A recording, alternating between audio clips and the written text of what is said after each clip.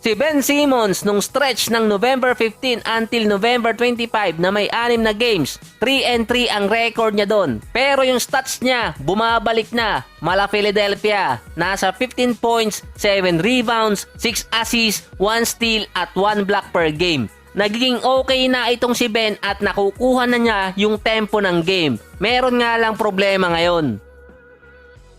Sa report, si Ben merong left lateral upper calf strain, yung isa naman knee injury. Sa official report, hindi maglalaro si Ben ng at least 3 games dahil sa mga injury na yon. Kita naman agad sa huling 2 games nitong si Ben Simmons nung nakaraan na parang may iniinda siyang injury talaga.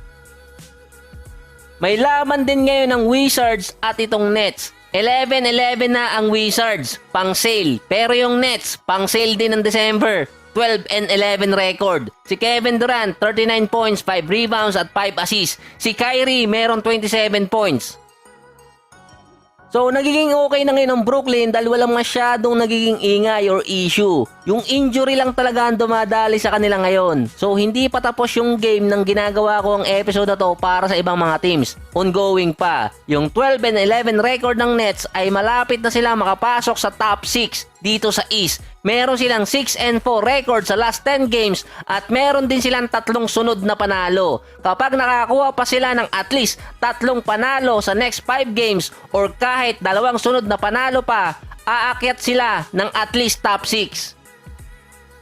Magkakadikit na kasi yung record dito nga sa East. Sabi naman ni Kevin Durant dati, gusto talaga ng mga fans na makita silang mag-fail. Kaso stable na ngayon ang Brooklyn nung napalitan ang coach. Makukonsider ko kasing rookie coach itong si Jack Bond. Pero hindi nga pala dahil naging interim head coach din siya ng Nets noong 2020. So hindi siya considered na rookie coach.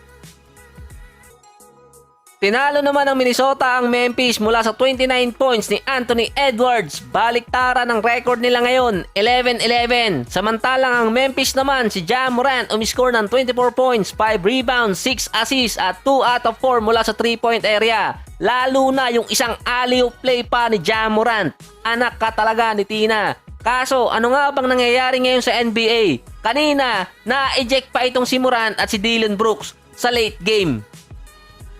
Dahil nga natawagan ito ng technical si Ja Morant. Konting background lang, ang players at mga referees ay mayroong feud. Magkahiwalay kasi ang union nila. Matagal na yan. Kahit pa itong si Giannis dati ayaw talagang magkomento about sa mga referee. Kasi nga, posible siyang mapagmulta.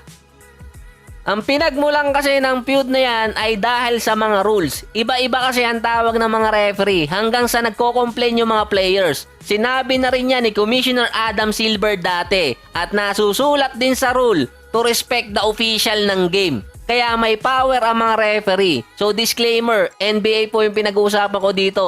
Iba kasi to sa FIBA ruling. May mga kaibigan din akong referee. So shiner ko lang. Tulad dun laban ng Miami at Boston, panalo ang Celtics, 49 points si Tatum. Yung Miami, yung mga players nila, meron talagang may injury doon. Sinabi na rin niya ni Coach Eric Spoelstra. Balik tayo sa issue. Nabigyan agad ng 2 technical itong si Adebayo. Ejected siya sa game dahil nga nag-complain siya sa referee. Mas malala kasi ngayon ang nangyayari kumpara nung mga nakaraang taon dahil halos kakasimula pa nga lang ng season at hindi pa pumapasok yung kalagitnaan ng December.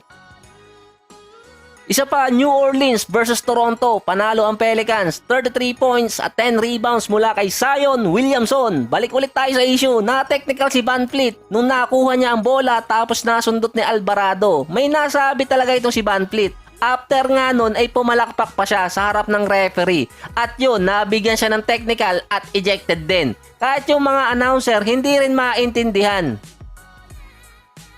Tinalo din ng Suns ang Bulls mula sa 51 points nitong si Devin Booker sa loob lamang ng 3 quarters at hindi na nga siya naglaro sa 4th. Yung laban naman ng Lakers at Portland hindi ko natapos kasi may pasok pa ako. Baka hindi ma-promote kaya time muna. Sulat nyo na lang sa comment section kung sinong nanalo.